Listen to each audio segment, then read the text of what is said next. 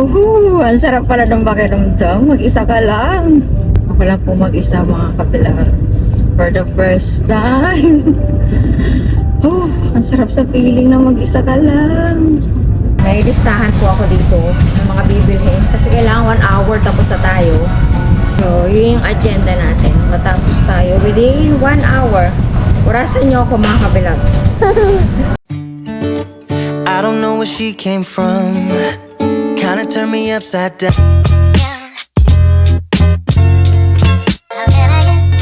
Hi! Hello mga kabilabs. Today's video is medyo personal kasi ipapakita ko sa inyo kung ano yung pakiramdam ng mag-isa na lang na nagda-drive. And take note mga kabilabs, ito ay manual. Kaya medyo nakakaba and at the same time nakaka-proud kasi finally ito na yung pinapangarap ko. Matagal ko na itong pangarap mga kabilabs na makapag-drive mag-isa, na kapag kailangan kong pumunta sa grocery or kung may bibilhin man ako, may pupuntahan ako or papasok sa work, hindi ko na kailangan ng tulong ng mag-ama ko kasi syempre busy din sila may kanya-kanya din silang buhay, may kanya-kanya silang trabaho at mga ginagawa. So nakaka-proud itong vlog na ito mga kabilabs, kaya samahan nyo ako sa aking journey bilang driving a manual alone for the first time. Yeah, I'm coming out. Yeah, I'm coming out. I'm gonna come out. Ang sarap pala ng pakiramdam. Mag-isa ka lang. Ako lang po mag-isa mga kabilabs. For the first time. Ang sarap sa feeling na mag-isa ka lang. Pero ang oras po ngayon ay 6:15 AM. Inagahan ko. Mag-grocery po ako ngayon. And itong sasakyan kasi gagamitin nila lang 7:30. So kailangan makauwi ako after 1 hour. Malapit lang naman po yung groceryhan dito sa amin. Yeah, I'm coming out. Yeah, I'm coming out. Yeah, I'm coming out. Yeah, I'm coming out. I'll be coming out. The time was 93 and the world was blind. Oh, oh, I always felt that something else was meant for me. Oh, my heart was in a... Wala pang kalaman-laman ng grocery. Ito ang masarap na pag-grocery. Wala pang laman.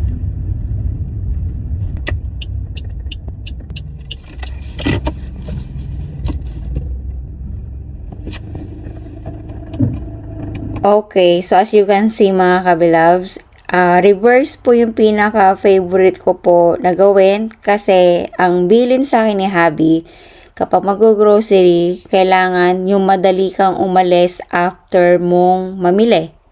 So, comment down below kung ano yung pinaka-favorite po ninyo. Is it forward or itong ginagawa ko ngayon na reverse parking? So, share your experience din po mga kabilabs. Thank you, Lord. Nakapag-park ako ng maayos-ayos. So, ayan wala pang laman ng groceryhan. So, ito ang itsura ng 6 o'clock sa groceryhan mga kabilabs. Napakaaga pa.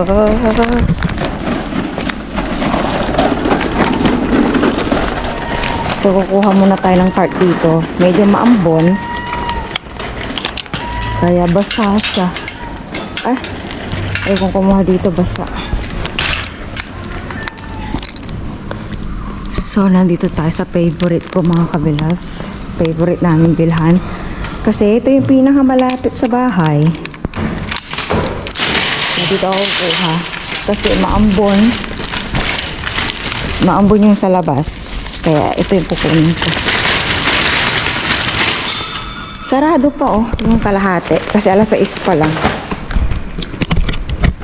So, mas prefer ko po na mag-grocery ng pinakamaaga. Kasi po, para fresh pa yung mga mabibili natin. Like mga gulay, prutas. Kuha po muna tayo dito ng scanner. Meron ditong mga kabilabs para hindi ka na dadaan sa cashier.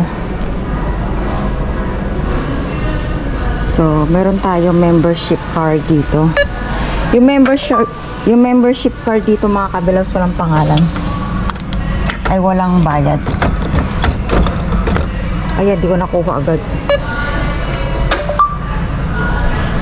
Kunin mo agad. Yan. So, syempre, dito ko siya ilalagay. So, tara na. Favorite namin pagbilhan dito sa Tesco dahil bukod sa malapit lang po ito sa amin, ito yung pinakamalapit na malaking groceryhan dito sa amin. Nasa 6 minutes drive lang and kompleto kasi siya kaya gustong gusto namin ditong mamili. Masasabi kong weird kasi yung mga groceryhan dito kasi may mga ibang groceryhan na mas mura pero incomplete, di ba nasabi ko na yun sa mga previous vlog ko. So meron ako dito sa listahan. May listahan po ako dito ng mga bibilhin kasi kailangan 1 hour tapos na tayo.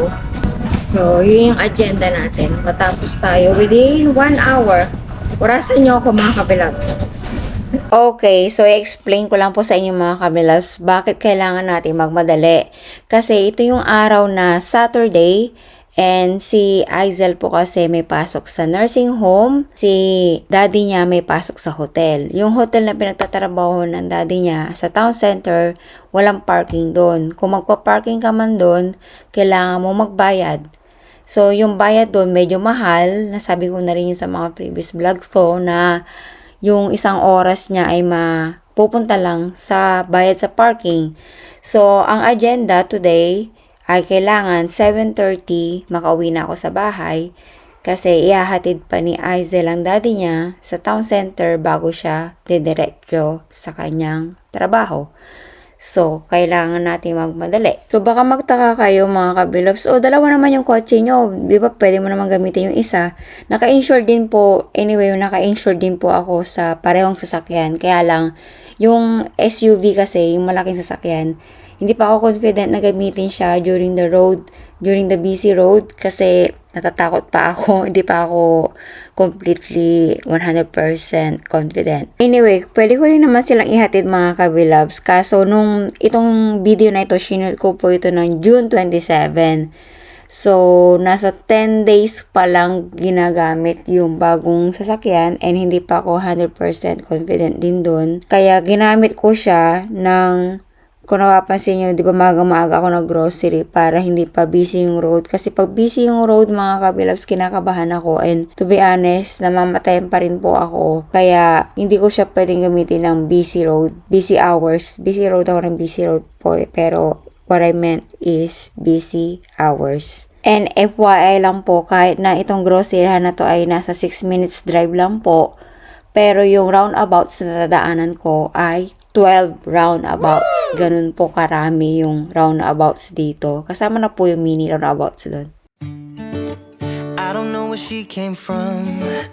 Kinda turned me upside. Okay, hello mga kabilab. So ito na po yung napamili ko. Hindi ko na masyadong kaayos kasi nagmamadali na ako. May pasok kasi yung dalawa. So kailangan maabutan ko sila.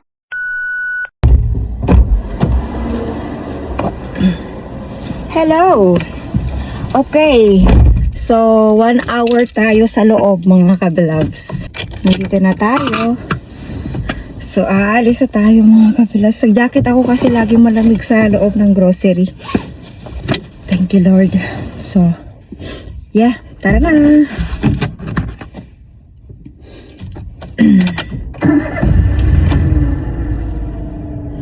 God bless my trip, Panginoon. Tulungan mo po ko, Lord. May naglalakad.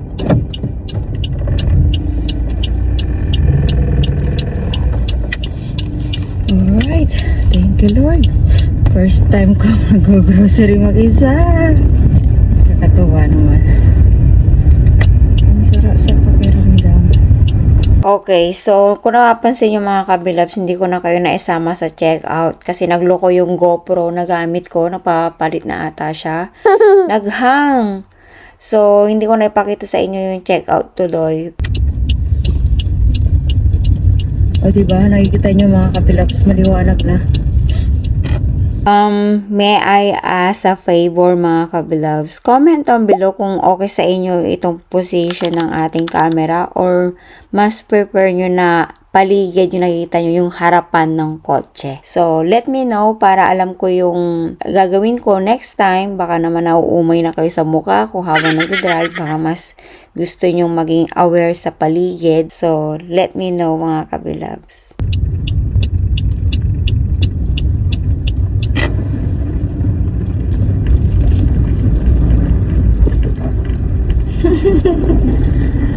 Thank you, Lord. Salamat po, Lord, sa pagabay ko po, Lord. Sabay, patuloy mo po akong gabayan hanggang sa makauwi po ako ng bahay.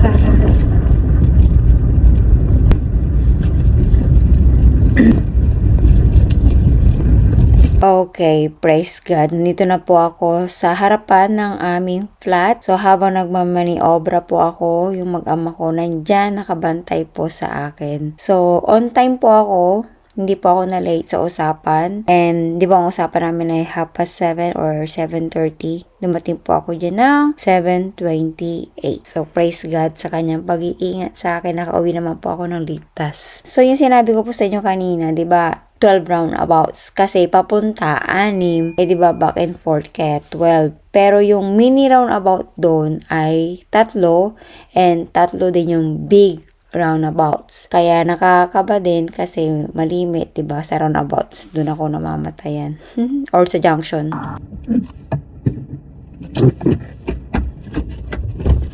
Ang galing na. Bilisan nyo.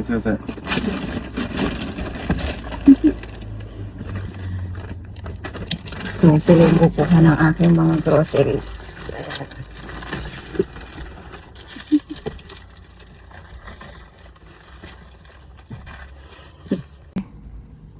Nakuha nyo lahat!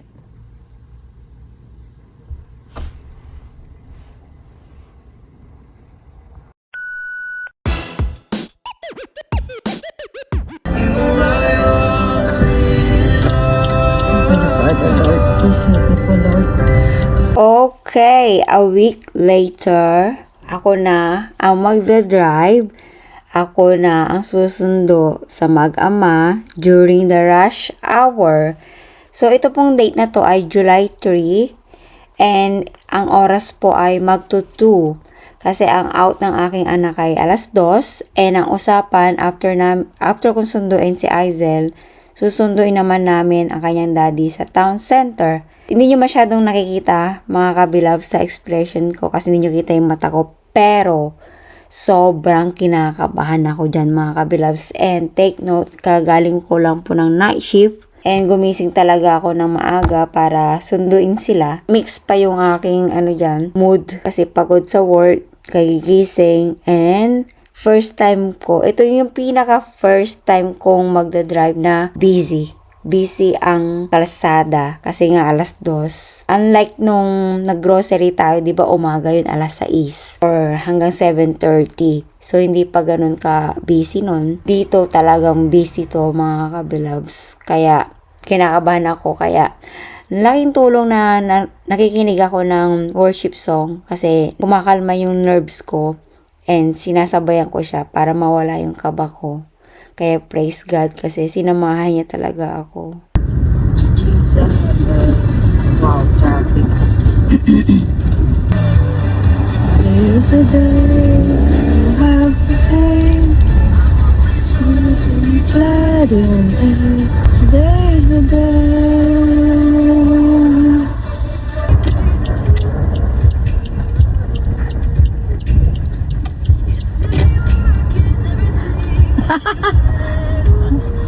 How?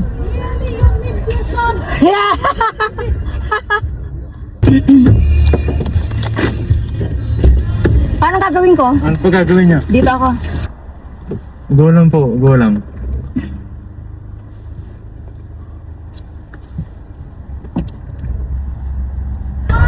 Bye-bye! Perfect daw po. Safe naman po dito. May parating Aizel. Antay ko ba siya? Hindi, go na po. Sino ba to? Matagal pa po yung makakalis. Go lang Saan po. tayo nadaan, Go lang. Aizel? Hindi. Hindi, gawa ng daddy mo. Pauwi sa atin? Opo, pauwi lang po sa atin. Sige lang po.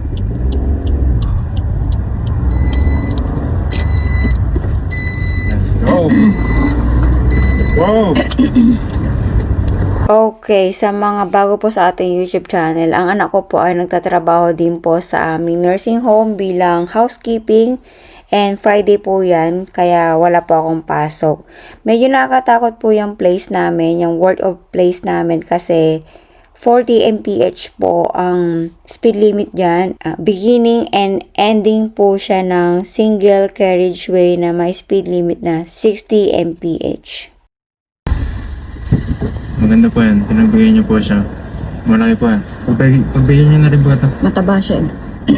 Kasi tinan niyo naman po yung kotse. Mukhang mamahalin. Siyempre, Mangingilag tayo. papagbigyan niyo po yan.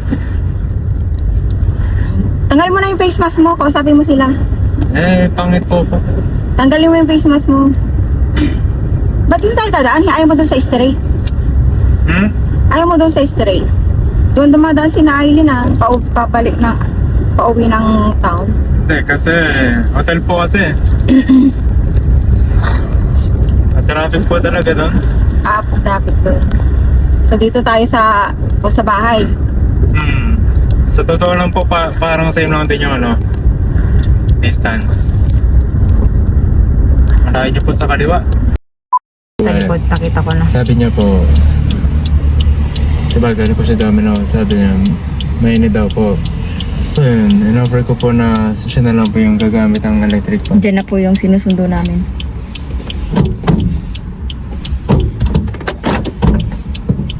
Ano po, gusto niyo po sa harap? Dito na. Ayaw po dito. Hi. Hi mo dyan. Hello. Hi. Ano po, Galing-galing mo trip. Ang bilis ah.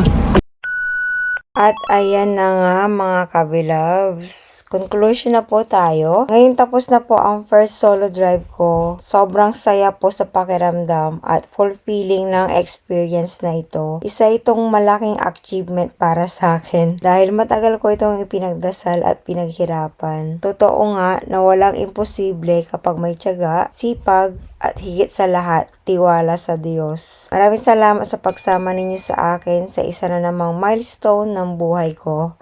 Kita-kits tayo sa susunod kong vlog. God bless mga kabilabs. Kung nag-enjoy po kayo sa vlog na ito, don't forget to like, comment, and subscribe. Don't forget to hype this video as well to show your support. Thank you so much. Ingat po kayo palagi mga kabilabs. When I think about His grace, there's freedom, something like a woman prays. I'm grateful for the loving that you gave. It's so amazing.